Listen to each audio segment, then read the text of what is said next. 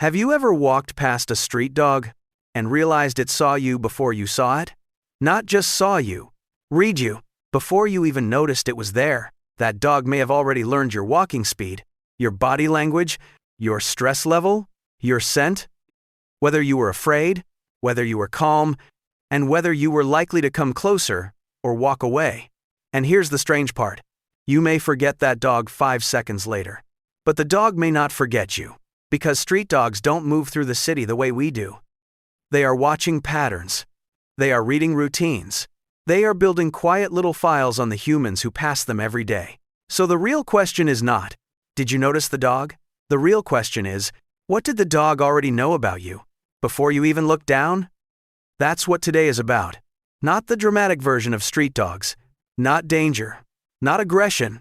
The ordinary version. The dog you walk past without seeing. The dog on the corner. The dog near the restaurant loading dock. The dog lying along a fence line by a parking lot. The one you barely noticed because you were thinking about the meeting, checking your phone, or working out what you still needed from the grocery store. To you, that dog was just part of the background. Street furniture. The city.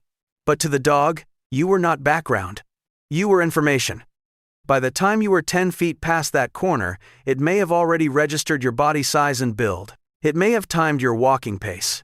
It may have cataloged your scent, which tells it things about your biology, your stress levels, whether you have been near other dogs recently, and several other variables that have no equivalent in human perception. It may have noticed how you held your body, the specific angle of your shoulders, whether your gaze swept outward or stayed narrow, what you did with your hands. It may have noted whether you acknowledged it or not, and how that acknowledgement happened if it did. All of this in a few seconds. All of this before you finished the thought you were thinking. This is Street Dog Mind, and today we are going to look at the ordinary street dog you pass without seeing, who may be watching you with a level of attention and analytical precision that would surprise most people who believe they understand animal intelligence. Stay with this, because by the end, you are going to look at the next street dog you pass very differently. And you are going to understand something specific about how they see you, individually, personally, with detail. And that changes the whole picture. Let me start with scent, because it is where everything begins. And it is the channel that humans are worst at intuitively understanding. A dog's nose is not just more sensitive than a human nose. It is operating on a fundamentally different principle. Humans smell the overall character of an environment. This smells like coffee. This smells like old carpet. This smells like rain on pavement. Dogs smell the components, the constituent parts, the layers. And what they can extract from those layers about a passing human is something that researchers have only begun to fully map. Here is an example. Dogs can detect cortisol in human sweat at concentrations that analytical chemistry instruments struggle to measure. Cortisol is a stress hormone. Its presence in sweat, skin oils, and breath changes measurably when you are anxious, when you are afraid, when you are running on bad sleep, when you have had a difficult morning. These changes are invisible to every other human you will pass today, not to a dog. A study published in PLOS One in 2021 demonstrated this in a controlled setting. Dogs were able to identify human stress states from breath and sweat samples with accuracy well above chance, across multiple individuals they had never met before. The dogs were not reading body language. They were not reading facial expression. They were working from air and skin chemistry alone. So the street dog you walked past this morning may already know something about your internal state, something you might not have consciously registered yourself yet. And that is just one variable. Here is another one that I want to sit with for a minute, because it surprised me when I first understood it. Dogs track human gaze behavior with extraordinary precision. And they do it from a distance. And they remember the patterns. When you look at a dog, when you make eye contact, versus when you sweep your gaze over an area and the dog falls within that sweep but is not the target. The dog knows the difference. The distinction is registered in the dog's behavioral response within milliseconds. And it is stored as information about you. Direct, sustained gaze from a stranger can read as a potential challenge. Soft, indirect gaze reads as non-threatening, possibly interested, possibly neutral. Gaze that pointedly avoids the dog reads as something else entirely. Sometimes, as the slightly strange body language of someone working hard not to look at something they have already noticed. I spent a few days a couple of years ago deliberately varying my gaze behavior when walking through an area with a stable population of street dogs I had been studying. Same route. Same time. Different gaze patterns on different days. On days when I made deliberate sustained eye contact with each dog I passed, body language from the dogs was measurably different. More alert. More oriented. More likely to shift position. On days when I used soft, downward-angled, non-targeted gaze, the dogs responded differently. Same person. Same clothes. Same time of day. Same route. The variable was what I was doing with my eyes. They noticed. Now let me tell you about pace. Because walking speed is information. A street dog observing a person walking past is extracting a behavioral profile from the movement pattern. Not consciously. Not analytically in the way a researcher would, but through the kind of pattern recognition that has been refined over thousands of years of canine coevolution with humans. Fast walking generally signals purpose, non-interaction. Low interest in the environment, slow walking or stopping suggests heightened attention to something. Inconsistent pace, speeding up, slowing down, brief pauses signals something less predictable.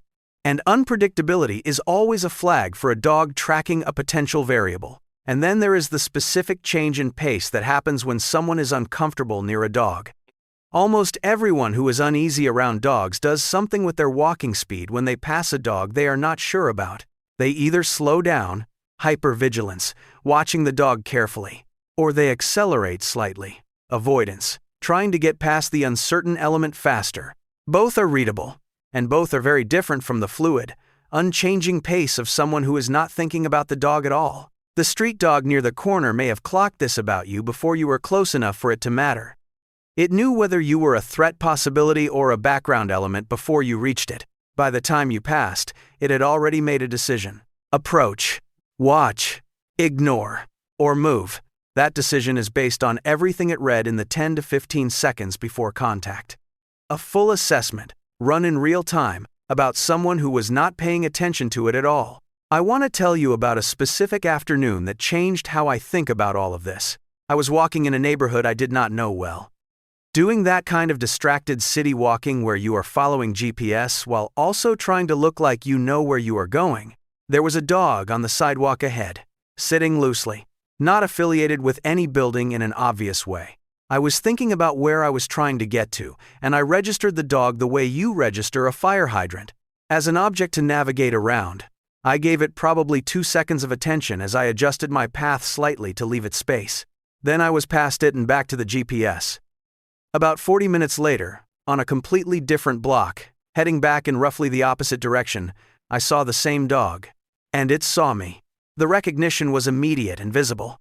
The dog's posture changed in a way that was distinct from how it was oriented to other people passing. It watched me with a specific quality of attention that was not how it was watching the street in general. I had not fed this dog. I had not touched this dog. I had not spoken to it. I had not looked at it for more than a couple of seconds. I had not done anything that would constitute interaction by any normal human definition. It knew who I was, from a 40-minute-old encounter that I had barely registered. Let me explain what was probably happening in that recognition. Street dogs do not have a single system for identifying individuals. They have several running simultaneously, and the outputs are cross-referenced. Scent is primary and most durable. Your scent profile is more individually specific than your face. It is composed of thousands of volatile organic compounds. Your personal biochemistry, your diet, your microbiome, the products you use, environmental factors you have moved through. A dog who has registered your scent once can pick it up at ranges that would astound you, and they can differentiate it from the scents of hundreds of other humans they have encountered. Visual profile is secondary. Your height, your build, your movement pattern, the specific visual signature of how you move through space. These are processed and stored, not as a high-resolution image in the way you would think of a photograph, more like a motion signature. The way your gait distributes your weight, the arc of your arm movement, the specific shape your body makes when it is doing what you call walking. Sound profile contributes too. Footstep cadence, the specific acoustic character of how your shoes interact with the surface you are on. Any sounds you make while moving, All of these are captured and can be used for recognition at angles and distances where visual information is limited. When these three streams match the stored profile, scent, visual signature, acoustic pattern, the identification fires. In that neighborhood, 40 minutes later, different street, different context, the dog still got enough input across enough channels to know it had seen me before. That is not luck. That is a system working as designed. Here is what I think is the most striking implication of all of this, and it is the thing I want to make sure does not get lost. Street dogs have individual profiles for the humans in their territory, not categories. Not just person who gives food or person who kicks as generic types. Specific individuals. Specific files. This means that if you walk the same route regularly, there are dogs along that route who know more about your routine than most of your neighbors do. They know what days you walk, what time, which direction, how you look when you are in a hurry versus not, whether you have changed your coat since they last saw you, whether something seems different about you today. They know this without ever having made eye contact with you, without you ever having spoken to them, without you ever having fed them, without you ever having acknowledged their existence. A researcher who studied urban street dog populations in Kolkata documented this through a series of route experiments. She walked identical routes at different times, wearing different clothing, sometimes with her hair up and sometimes down. And she found that dogs along established routes could identify her as a familiar person even when significant visual variables were changed. That suggests they were cross-referencing scent and movement pattern in a way that made clothing a minor variable rather than a primary one. You are recognizable to these dogs in ways that bypass your own understanding of what makes you you. Before we get to the final piece, I want to add something that researchers call behavioral forecasting, and it is the part that most people find genuinely unsettling when they first hear it. Street dogs do not just read your current state, they predict your next move. This is not mystical. It is pattern recognition applied to motion. A dog who has watched hundreds of humans walk past the same corner has a detailed internal model of how human walking works. They know the micro signals that precede a change in direction. They know the body shift that happens before someone stops. They know the subtle weight transfer that occurs when someone is slowing down because they have seen something, versus slowing down because they are approaching a turn. All of this gets processed in the fraction of a second before you actually do the thing. A dog watching you walk toward a corner where it is resting is running a predictive model of your trajectory. It knows, before you have reached the decision point, whether you are planning to walk past, whether you are going to stop, and whether your path is going to bring you into its personal space. It is making an approach or stay decision based on a prediction about your movement, not a reaction to what you have already done. This predictive processing is why street dogs so rarely get stepped on. Even in busy pedestrian environments, they are not reacting to feet. They are modeling foot trajectories and moving before the foot arrives. And it extends to something more interesting than physical safety. A dog who has been watching someone for long enough can pick up on the behavioral tells that precede certain types of interaction. The specific way someone's pace changes when they are about to stop and pay attention to a dog. The hand movement that precedes someone reaching into a bag that might contain food.